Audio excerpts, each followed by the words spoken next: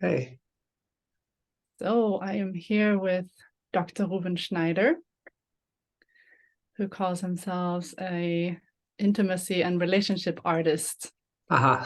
and a cultural anthropologist who has spent over 13 years in the field of relationship counseling and hence researching relationships in all its facets with the perspective of an anthropologist. So also seeing how relationships have evolved over time. And this is what we will talk about today, dive into how our relating is evolving right now in our culture and what is needed for the next paradigm of relationships. More on that in a little bit. Yeah. Welcome, Thank Ruben. you. Thank you, Ida, for doing this with me, actually. I love to talk about things like that, and I love to do it with you because, yeah, like you're the relationship enthusiast, is that a word? Yeah. It is now. Yeah. Well, you're so enthusiastic about relationships, and I love to talk about stuff like that with you. So yeah, thanks for doing this with me. Mhm. Thank you. So before we dive into the topic of evolutionary relating, where we see relationships as a path of growth and evolution, actually. I would like to hear a little bit more about your perspective on relating and relationships as a cultural anthropologist. Would you like to speak into that? What has your research told Mhm. you? Mhm. Yeah, well, actually, what comes up first, if you ask me like this way, my perspective on relationships and what's my research, I actually feel like, oh, there's a split actually in that. Because the one part is I feel personally the need for relationships, as we all do. And on the other side, I have this broader, over thousands of years, cultural evolution view that sees where we came from, what developed, what stages and epochs were there in relationships, and having this, in a way, scientific bird's analytic perspective of what is happening with relating and with relationships. So I would say actually relationships are the things that, or is the dynamic that forms our cultural life, that we cannot not relate, that there's always relationships. And if we want to divide relationships further, we can talk about friendships or partnerships or business ships or yeah, like living together ships and stuff like that. So yeah, yeah, I have my personal view on I need deep relationships, for example, and I need thriving corporations, for example, like with you, Ida. And at the same time, I have this bird's perspective that looks on it as, okay, where are we actually in human relational evolution? And that's quite interesting to leave my personal view again and actually orientate myself somewhere in this hundreds of thousands years timeline that we have as a humankind. Mm. Fascinating. Yeah. So where would you say that we are right now in our evolution? Like if Actually, you also give a little bit of a background, where are we coming from and where are we mhm, right now? mhm. Yeah, I don't want to make it too scientific, but sure, like if we go way back, we come from tribes. We come from being, in a way, herd animals, becoming herd humans, and then we would call that tribes. Yeah.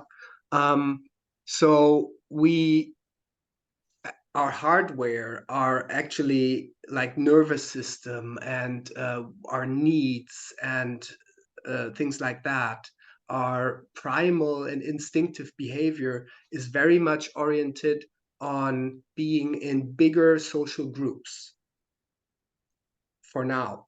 But the last about 6,000 years or so, we have a trend to more and more and more individualize.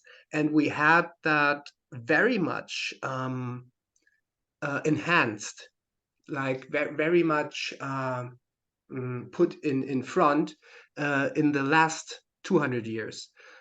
Talking about humanism, for example, like this this movement. I don't know if it's a movement, but this humanism. Oh, people are still joining in.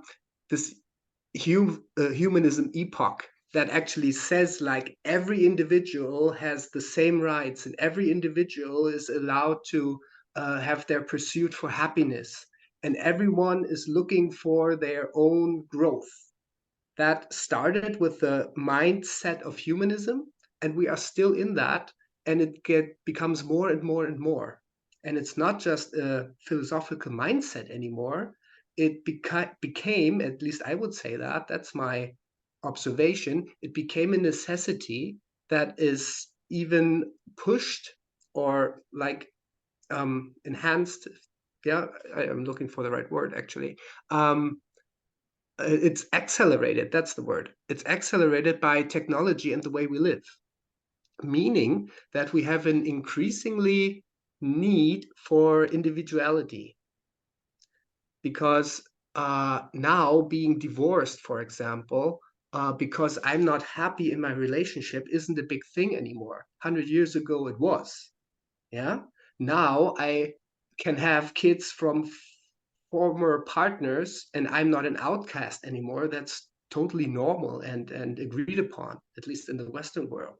Yeah, now we have this freedom that I can actually choose my gender, or even say I'm non-binary and I don't feel oriented in one gender or something like that. I don't want to play a role in this concept. Yeah, so we have a development into more and more individuality, but at the same time we are still hardwired for tribe and for connection.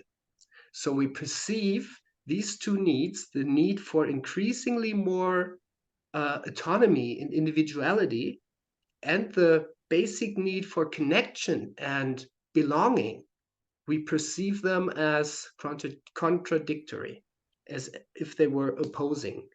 And this is what we struggle with actually when we are in deeper partnerships and relationships. Would you repeat that last part? You froze for a moment there. Oh, that's always a hard thing for me. I Like know. the That's why I need like to challenge for, it. yeah, the need for autonomy and individuality that is increasing since, especially like in the last decades, but since the last few hundred years, um, seems to be opposing the in us, deep in us, rooted need for belonging and community and connection with others. And they seem to be opposing. So we don't have a blueprint. We don't have an idea of how to do that. And working as a couples therapist since 13 years now, this is actually like if I would um, analyze down and see like actually what is the core root of the people's problems coming into my practice. It's the not knowing or incapacity to split between those two seemingly opposing needs of expressing my truth and going for my fortune and my luck, my happiness, and still be connected with you. Mm.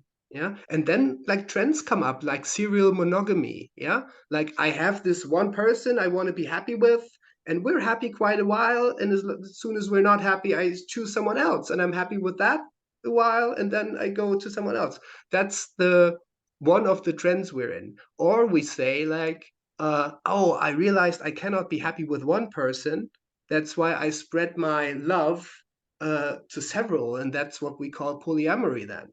So we have these more or less new trends that try to find a form for our actual inner needs without actually being aware that these needs are embedded in human evolution. We are witnessing cultural human evolution right now.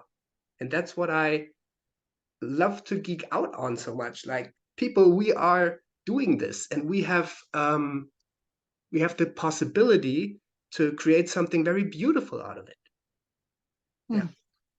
Right. I love that. It feels like a pressure cooker in a way, that like there's a potential building up there. Like if we figure out a way to navigate this, we can actually move on in our evolution. Is that what you're saying? Yeah, right. Yeah. We're at this Well, we turning will point move right on in now. evolution anyway, but we can direct it into something like, yeah, really finding ways to honor our more or less old needs for connection and belonging, and still bring up the wonderful opportunities this thriving for purpose and autonomy and individuality they have. They bring in the spice somehow. Yeah, like we all know our parents relationships, or at least the parents, like grandparents relationships. When we look at them, we usually think like, okay, they were just in some agreement thing, and they weren't really happy often. Yeah. um People don't settle with that anymore, and I would say that's a good thing. But Mm. it cannot be the solution that we just kick the next one out and just orient it on the next one, because then it doesn't bring us anywhere. So we need a new paradigm, a new idea of what relating actually is, Mhm. or could Right. be. Right. So what you're saying is like we're actually still relating like our grandparents because we don't have the new blueprint yet, or we're still figuring it out, but we're not satisfied with the result anymore, right? Of having to repress my individuality and stay for security, like the last generations had to, right? They had to stay for security and build a family so the kids could work on the farm and all of that, right? But we don't have to do that anymore. So we don't want the result, but we're still related.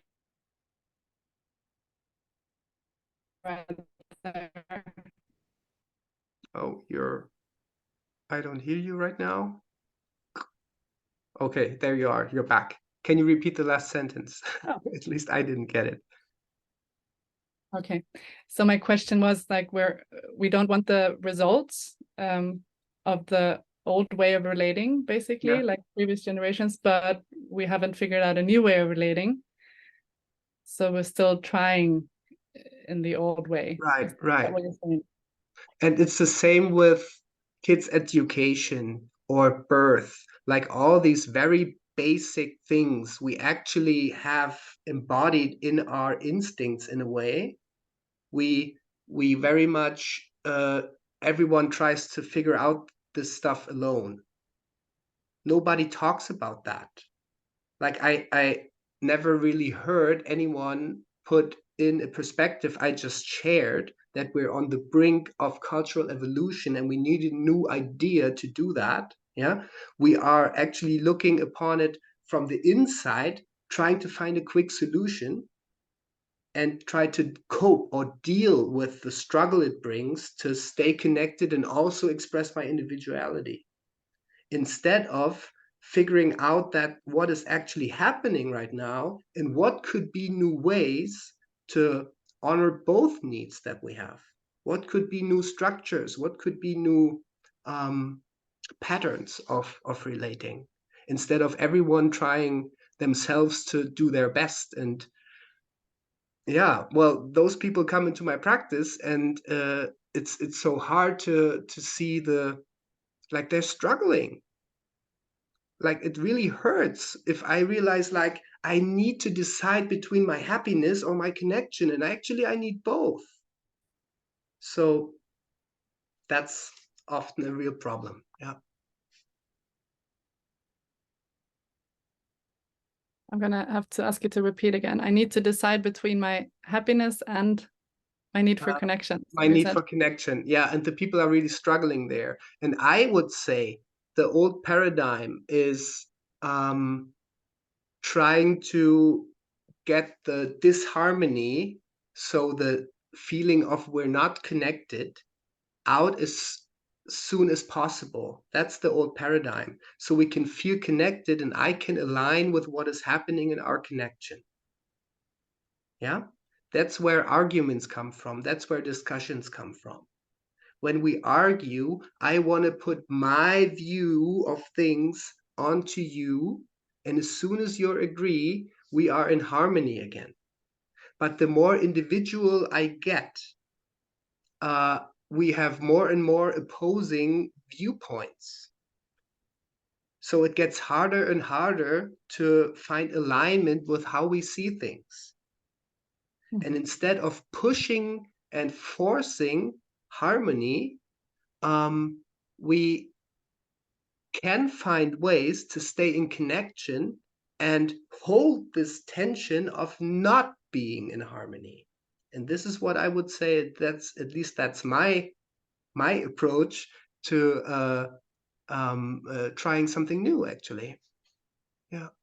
Right. And I know that's like a really key part of your methodology that we're going to go deeper into in coming conversations. Mhm. Spoiler alert, or a cliffhanger maybe.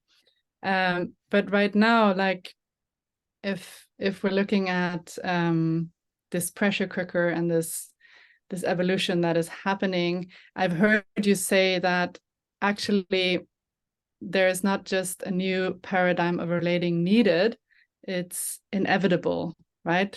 Mm-hmm. Because it's already happening. We're already in it. We already see like increasing divorce rates and these patchwork families. Like it's at the same time increased mental illness because of isolation, and yeah, all of these things are connected, right?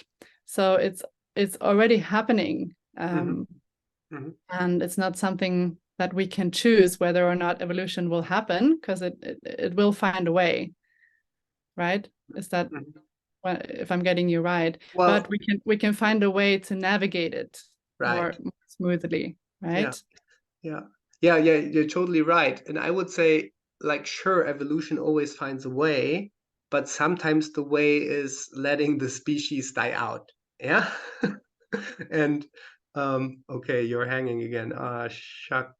Yeah. I wait here. I see the others moving, so I think it's with your connection, Ida. But there you are. Yeah. Yeah. I saw you not moving, that's why I waited. So I just said evolution always finds a way, yes, but sometimes the species dies out, and we hopefully don't want that. Yeah. So I would say it's inevitable that we need new ideas and new ways of relating, but we all struggle to try and find themselves. And like, we have so much opportunities. I really want to see it as opportunities. We have these possibilities for connection, like via Zoom or messenger services. Like a few hundred years ago, you would, like, if you wanted to visit someone, you would have sat on a chariot and drive through Europe for months to see your beloved. Yeah. Like now you can just go there, yeah, or just have a call. And like that brings so much opportunities. Yeah. But we still think in the old way, with our jealousy, with our things of like, this is my husband, my wife, in terms of I realize maybe I want to thrive more, but I feel I'm a bad father, I'm a bad mother if I do this and that. So we have these impulses, we have these needs. They come from biology, I would say, and from the opportunities we have, but we don't have an idea of how to deal with them in a responsible way. That's why I say we need guides for that. We need people that make up their minds, uh, because our life got so complex, we cannot just leave it for biology, like a wolf pack or any other herd of animals, they find their way, but they don't create artificial living circumstances that impact as much as we do. Yeah. And at the same time, we have so much opportunities through that. But at the moment, what I see is actually a decrease in quality of relationships. Yeah. Because of a multitude of options and not knowing how to create anything fulfilling out of it. Yeah. You're stuck, Ida. No. Okay. So you're back. Sorry Yeah. about that. I have no Yeah. idea why it keeps Yeah. repeating. I think like I see some people here and they are moving while I'm talking. So I guess it's just you not hearing the full sentences. So I think it's okay. Yeah. Okay. Good. Yeah. Okay. Right. So we have a lot of opportunities, and relating can actually be an opportunity to grow and evolve myself, right? Not just culturally as well, but from what I'm hearing from you and what I know from your perspective is that they can actually be an invitation to grow and see where am I not seeing things clearly, where do I have stuff to work on, where can I myself as an individual evolve and grow through my relationships, actually, and not just when something challenging happens to just exchange the person Right. I'm relating to, right? Yeah. But to actually be willing to look at what is this telling me about myself, and how can I use this to develop and keep growing as a human being. And that's what I love about this perspective of evolutionary relating. It's not just about the evolution of the culture, us as humanity, but also as individuals, right? To see that as an invitation. Yeah. Yeah, but to see it as an invitation, I need to get the pressure out a little.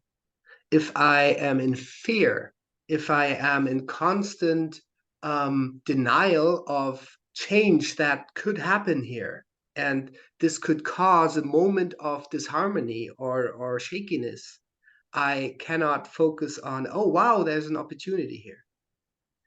So you're totally right, Ida, but we need a shift of perspective that the change and the development is invited because temporarily disharmony doesn't mean something is wrong.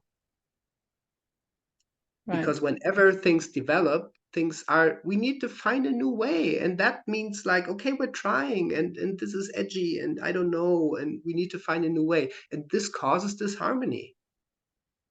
But trying to fix things and stabilize and freeze things just so they are like I know what is happening, that suppresses the development. And then when one partner says, hey, I need to develop, and the other says like, oh no, we're not changing a running system, then the partners are struggling. And that's what I deal with every day. Yeah. So there is a chance for individuals, and imagine a culture that has the possibility where people are bonded closely and deeply secure together, and at the same time going for their needs and individuality and expressing themselves as yeah, shiny, flourishing beings. Yeah. So being deeply connected, as well as going and being supported by my partner in my unfolding. Like imagine a culture like that.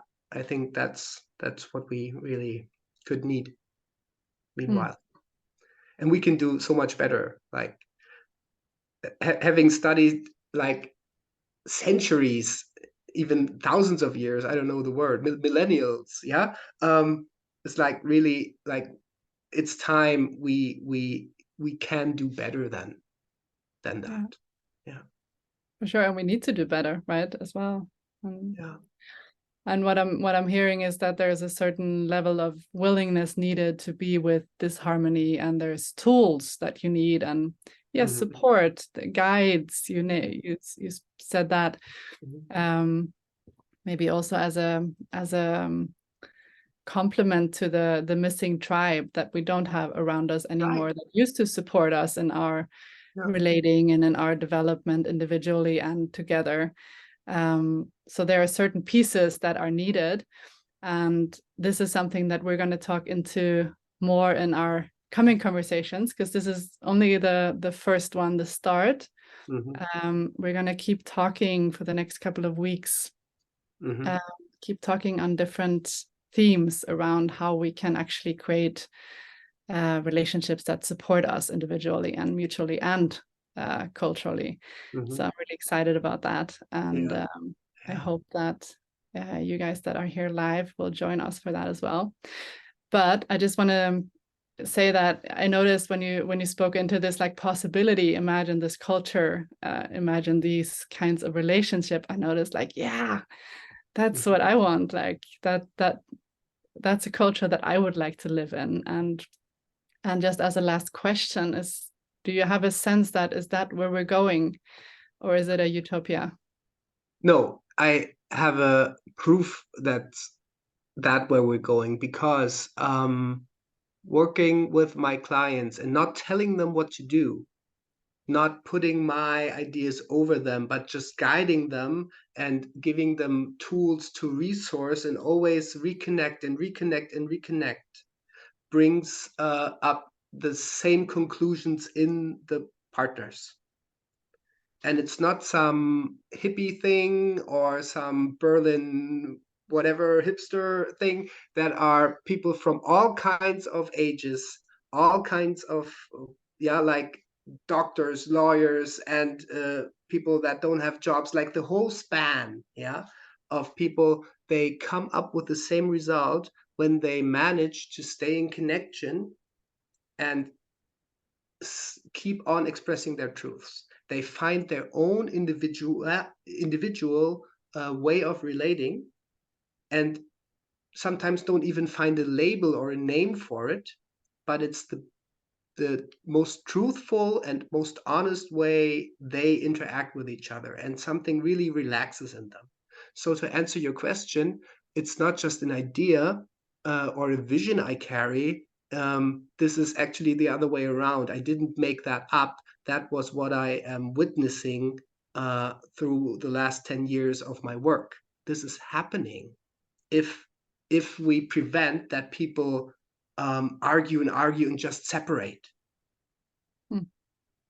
If we help them to stay connected, they come up with their own creativity and make the next step. Right. So there's hope. Yes. Great. That's a great note to end on for today. Yeah, thanks, Ida. And I just wanted to add one more thing. Like, we need to have that in what's the word? Parts, because you realize I get so much enthusiastic about that, and I could talk about that for days, actually, and so I need Ida to give me a frame and to give me parts and ask me concrete questions, so we can really go into the depth of every single topic there. And that's what we will bring in the next weeks and months. Yeah, so if this is something you're curious about, you can follow us on our social media channels, and we will share. We won't do the other calls, the other conversations live, but we will do recordings and share them on our social media. So stay tuned there. And also in this event that we posted, we will share all of them. And as a last piece, I just want to name that we have an amazing training coming up in Malmö in March. For those of you who might feel the call that you want to be one of these guides, you want to support human relational evolution, basically, to make it a big, use big words. Yes. But you want to support this this possibility, this invitation for relationships to be a path of growth and evolution. And we're gonna post some links wherever we share this as well. If you want to read more about that, we would love to have you. It starts in Malmö in Sweden in March. Yeah. And it's going to be amazing. And it's going to give you all the tools and techniques you need to actually start working with supporting couples and supporting yourself as well. Yeah. In your relational journey. Yeah, so that's little commercial break to end this call. And yeah, thanks, Ida, for pointing that out so specific. Like, you do that wonderfully. Yeah, thanks for that. Yeah. So I just want to say thank you to Rouven for joining me for this conversation. I look forward to so much to keep talking about this. It's basically all we talk about when we hang out anyway. We might as well share it with the world. And thank you everyone for joining us live. And I hope to see you for our coming calls as well. Thanks. And thanks for the reactions here. I see them. Thank you all for being here. And thank you, Ida, yeah, for geeking out with me on this so much. Thanks. And bye. Anytime. Okay, wishing you a beautiful rest of the evening, everyone who joined, and also those watching the recording later, of course. Okay. See you soon. Bye.